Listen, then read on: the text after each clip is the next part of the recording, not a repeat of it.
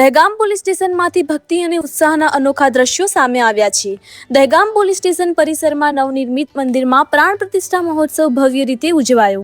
હનુમાનજીની મૂર્તિની પ્રાણ પ્રતિષ્ઠા PIVD દેસાઈના હસ્તે કરવામાં આવી, જ્યારે અંબે માતાજીની મૂર્તિના પુનઃ પ્રાણ પ્રતિષ્ઠા મહોત્સવ નિમિત્તે ડીજેના તાલે ભવ્ય શોભાયાત્રા યોજાઈ, જેમાં પોલીસ પરિવાર, મહિલા મંડળ અને ભાવિક ભક્તો આનંદભેર ઝૂમ્યા।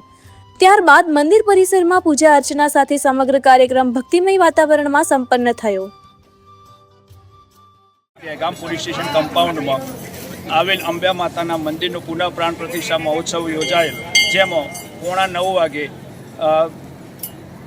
યજ્ઞની શરૂઆત કરવામાં આવેલ અને 10:30 વાગે શોભાયાત્રા